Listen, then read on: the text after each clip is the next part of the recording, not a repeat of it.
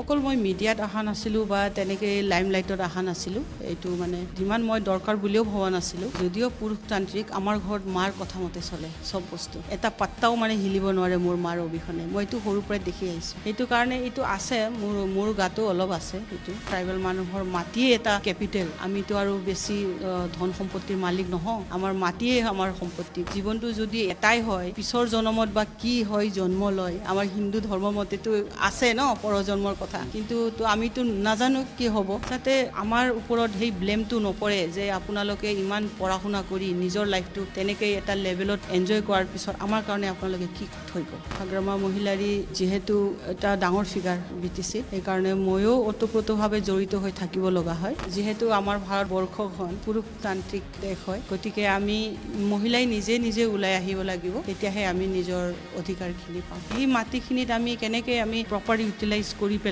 আমি নিজৰ ভৰিত নিজে থিয় দিব পাৰোঁ, তাৰ কাৰণে আমি সিহঁতক সুযোগটো দিব লাগিব। ডাঙৰ মানুহ হ'ব লাগিলে ডাঙৰ স্কুলত পঢ়িব নালাগে, বেছি ভাষা জানিব নালাগে। আমি নিজকে নিজৰ ভাষাত নিজৰ স্কিনত কনফিডেণ্ট হ'ব লাগে, সেইটোকে মই বিচাৰোঁ। নমস্কাৰ, টাইম এটাৰ বিশেষ অনুষ্ঠান নেতাৰ সৈতে 24 ঘণ্টালৈ মই জ্যোতিদীপ বৈশ্যই আপোনালোকক স্বাগতম জনাইছোঁ। এই অনুষ্ঠানত আমাক সহযোগ কৰিছে ষ্টাৰ চিমেণ্ট আৰু প্লাই ষ্টৰীয়ে। বিধানসভা নিৰ্বাচনৰ এইকেইটা দিনত আমি ৰাজ্যৰ বিভিন্ন প্ৰান্তলৈ গৈছোঁ, জনতাৰ সৈতে কথা পাতিছোঁ, প্ৰাৰ্থীসকলৰ সৈতে কথা পাতিছোঁ আৰু জনাৰ চেষ্টা কৰিছোঁ যে আগন্তুক নিৰ্বাচনক লৈ তেওঁলোকৰ ভিজন কি, জনতাক লৈ তেওঁলোকৰ চিন্তা কি আৰু জনতাই কিয় তেওঁলোকৰ পক্ষে মেণ্ডেট দিব লাগে। এই মুহূৰ্তত আমি আহি উপস্থিত হৈছোঁহি কোকৰাঝাৰ বিধানসভা সমষ্টিত, আৰু এইবাৰ এই বিধানসভা সমষ্টিটো অতিকৈ আকৰ্ষণীয় হৈ পৰিছে, কিয়নো এইবাৰ এগৰাকী মহিলা প্ৰাৰ্থী, এগৰাকী হাই প্ৰফাইল প্ৰাৰ্থীয়ে ইয়াত প্ৰতিদ্বন্দ্বিতা কৰিছে। আৰু যি সময়ত আমাৰ মহিলাৰ ৰিপ্ৰেজেণ্টেশ্যন যথেষ্ট কম হয় বিধানসভাত, সেই সময়ত কিন্তু কোকৰাঝাৰত সম্পূৰ্ণ এখন পৃথক ছবি দেখিবলৈ পোৱা গৈছে। আমাৰ লগত এই মুহূৰ্তত উপস্থিত আছে শিউলি মহিলাৰী ডাঙৰীয়ানী। প্ৰথমতে আপোনাক টাইম এটলৈ স্বাগতম। নমস্কাৰ। নিৰ্বাচনত আপুনি প্ৰচাৰ চলাই আছে, আৰু মই প্ৰথমতে আপোনাৰ পৰা ৰাজনৈতিক কথা জনাৰ আগতে এটা কথা জানিব বিচাৰিছোঁ। আপুনি উচ্চ শিক্ষিত, আপুনি স্নাতকোত্তৰ ডিগ্ৰী কৰিছে আৰু দীঘলীয়া সময় ধৰি শিক্ষাৰ লগত জড়িত হৈ আছে। এই মুহূৰ্তত আমি সকলোৱে জানো যে মহিলাসকলৰ যিমান ৰিপ্ৰেজেণ্টেশ্যন থাকিব লাগে, ক'ৰবাত নহয় ক'ৰবাত সেয়া যথেষ্ট কম। এই সমগ্ৰ বিষয়টো আপুনি কিদৰে আছে?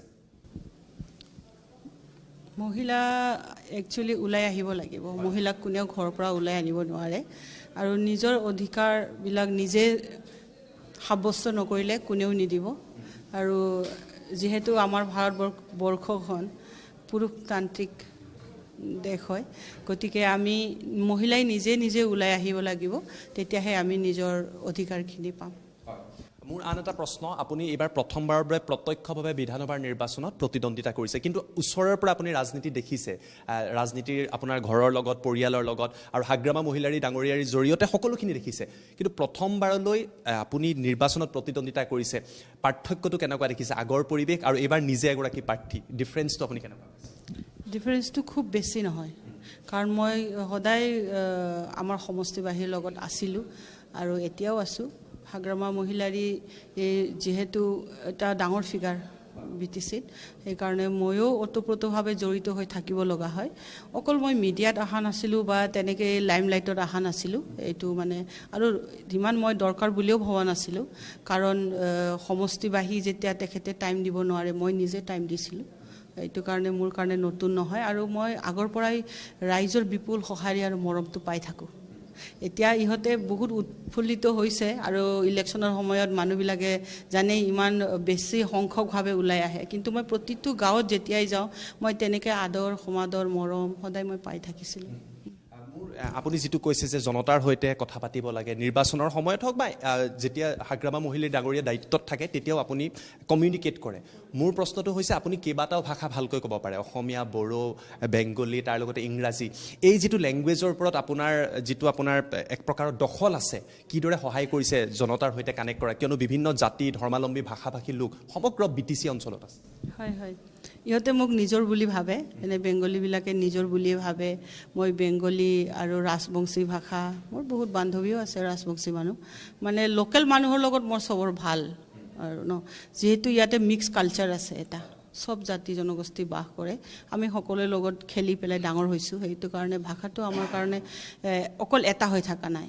আৰু আপোনালোকে নিশ্চয় জানে যে বাচ্চা এটা সৰুত যিটো লেংগুৱেজটো শিকে সেইটো আৰু পাহৰি নাযায় ডাঙৰ হ'লে।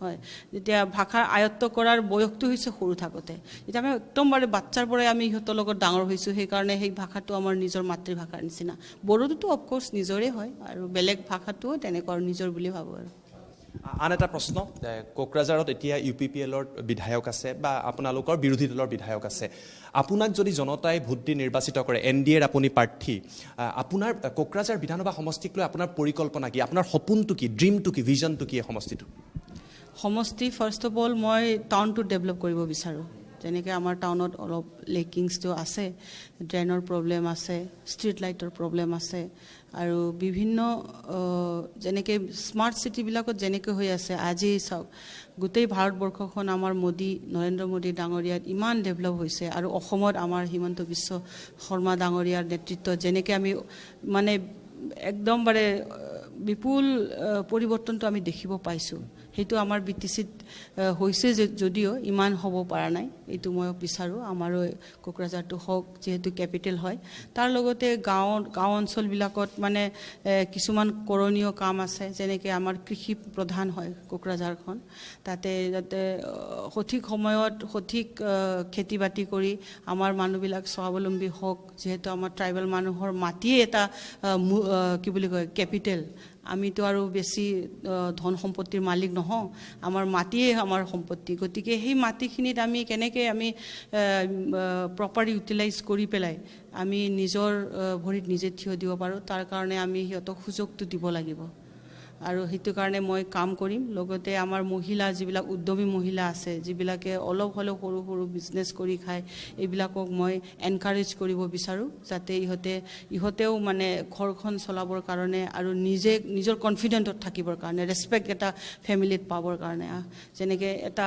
ফেমিলিত যদি আৰ্নিং নকৰে তেতিয়া তাৰ ৰেচপেক্টটো লাহে লাহেকৈ কমি যায় এইটো মহিলাই হওক পুৰুষে হওক এইটো দুটা হেৰিতে হয় সেইকাৰণে মই বিচাৰোঁ আমাৰ মাতৃসকলে মূৰ দাঙি সদায় সমাজত থাকক আন এটা প্ৰশ্ন আপুনি হাগ্ৰামা মহিলাৰী ডাঙৰীয়াৰ যেতিয়া বিভিন্ন কামত ব্যস্ত থাকে আপুনি জনতাৰ সৈতে কথা পাতে কিন্তু মোৰ প্ৰশ্নটো হ'ল ডাইৰেক্টলি বা প্ৰত্যক্ষ ৰাজনীতিত এইবাৰ আপুনি আহিছে বিধানসভা নিৰ্বাচনত এই কথাটো প্ৰথমতে কোনে কৈছিলে আপুনি কৈছিলে নে মহিলাৰী ডাঙৰীয়াই কৈছিলে কাৰ মাজত আলোচনা হৈছিলে যে হয় একচুৱেলি মই বহুত দিনৰ পৰা কেম্পেইন কৰি থাকোঁ তেখেতৰ কাৰণে এবাৰ তেখেতেই মোক আমাৰ পাৰ্টিৰ হেৰিটো মেম্বাৰশ্বিপটো লৈ দিছিলে তেতিয়া তেখেতে কোৱা নাছিলে সেই বুলি কিন্তু এইবাৰ মই নিজে কৈছোঁ যে মই এইবাৰ কণ্টেষ্ট কৰিম বুলি এই চিন্তাটো ইমান দিনৰ পাছত পৰিয়ালক লৈ মহিলা মানুহ ব্যস্ত হৈ থাকে বুলি এটা ষ্টেৰিঅ'টাইপ থাকে যে মহিলা মানে পৰিয়াল ল'ৰা ছোৱালী চাব লাগিব পৰিয়াল চাব লাগিব এই ষ্টেৰিঅ'টাইপটোৰ পৰা ওলাই আহি আপুনি কেতিয়া ভাবিলে যে ওলাই আহিব লাগে আৰু এই প্ৰশ্নটো মই এই কাৰণে কৰিছোঁ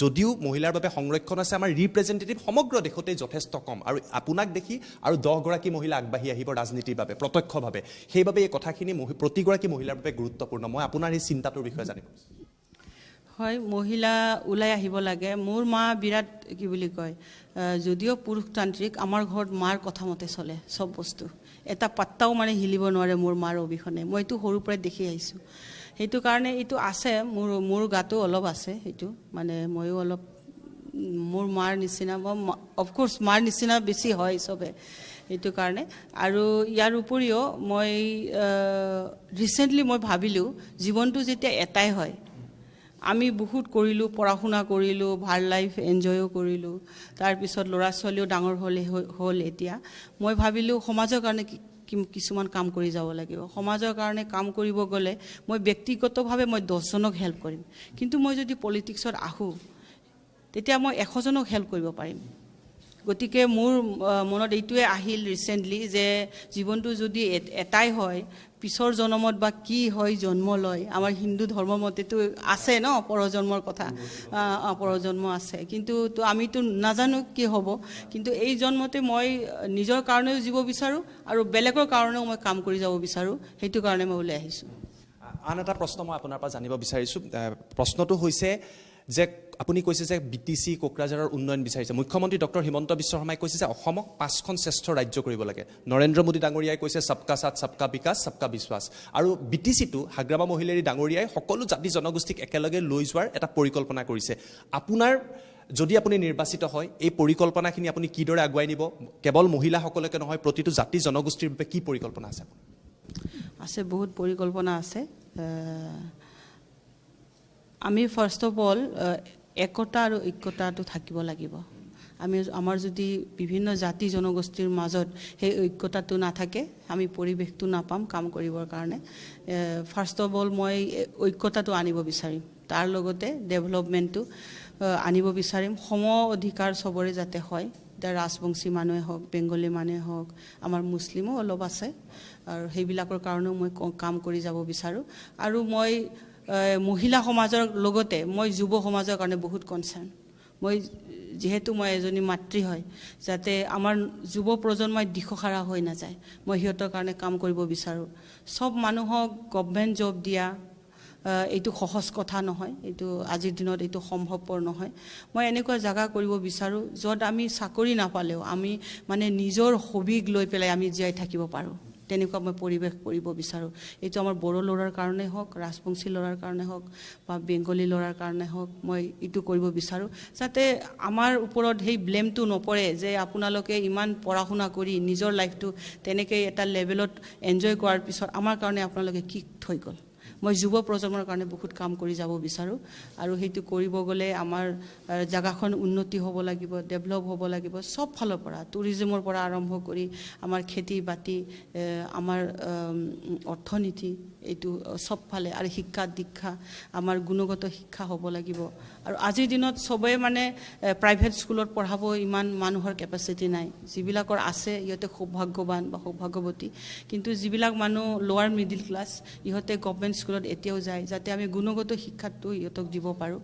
আৰু আগতেও আছিলে, এতিয়া আপোনালোকে দেখিলে গম পাব যে আমাৰ দেৱৰগাঁও স্কুলৰ পৰা, এইটো মানে গভৰ্ণমেণ্ট স্কুল হয়, তাৰ পৰা বহুত ইঞ্জিনিয়াৰ ডক্টৰ ওলাইছে। আমাৰ হাগ্ৰামা ছাৰৰ দাদাহঁতে ইহঁতেও ইয়াৰ পৰা ইঞ্জিনিয়াৰ হৈ ওলাইছিলে। গতিকে সেই পৰিৱেশটো আকৌ আনিব লাগিব। আমাৰ ল'ৰা ছোৱালীবিলাকে গাঁও অঞ্চলত যিটো হতাশাত ভুগিছে, হতাশাত এইটোৱে কাৰণে ভুগিছে যে আজিকালি মোবাইল যুগত আমি এক আঙুলতে আমি গোটেই বিশ্বখন দেখিব পাৰোঁ। ইহঁতে দেখিছে যে মানুহৰ লাইফষ্টাইলটো কেনেকুৱা, তাৰপিছত নিজৰটো কম্পেয়াৰ কৰি পেলাই ইহঁতে বহুত হতাশাত ভুগে, আৰু বহুতে মানে বেয়া ৰাস্তা দি যায়, কিছুমানে এডিক্ট হৈ যায়, কিছুমানে বেলেগ কামত গুচি যায়। সেইটো কাৰণে এইটো মই এৱাৰনেছটো আনিব বিচাৰোঁ যে আমি ডাঙৰ মানুহ হ'ব লাগিলে ডাঙৰ স্কুলত পঢ়িব নালাগে, বেছি ভাষা জানিব নালাগে, আমি নিজকে নিজৰ ভাষাত নিজৰ স্কিনত কনফিডেণ্ট হ'ব লাগে, সেইটোকে মই বিচাৰোঁ। বেছি সময় নলওঁ, বহুত বহুত ধন্যবাদ জনাইছোঁ এইখিনি সময় দিয়াৰ বাবে। পুনৰবাৰ আপোনাক ধন্যবাদ জনাইছোঁ। ধন্যবাদ। আৰু এয়া আমি আপোনালোকক জনালোঁ যে কোকৰাঝাৰ বিধানসভা সমষ্টিত পুনৰবাৰ কৈছোঁ যথেষ্ট আকৰ্ষণীয় হ'ব। মহিলা প্ৰাৰ্থী আছে, হাগ্ৰাবা মহিলাৰীৰ পত্নী, আৰু প্ৰথমবাৰলৈ তেওঁ পোনপটীয়াকৈ নিৰ্বাচনত আহিছে। জনতাই কি মেণ্ডেট দিয়ে তাৰ বাবে আমি অপেক্ষা কৰিব লাগিব, কিন্তু এই অনুষ্ঠানৰ জৰিয়তে আমি ৰাজ্যৰ বিভিন্ন প্ৰান্তলৈ যাম, জনতাৰ পৰা আৰম্ভ কৰি প্ৰাৰ্থী সকলোৰে সৈতে কথা পাতিম, আৰু আপোনালোকে সিদ্ধান্ত ল'ব যে মেণ্ডেট বা জনাদেশ কাৰ পক্ষে দিব। ধন্যবাদ, শুভৰাত্ৰি।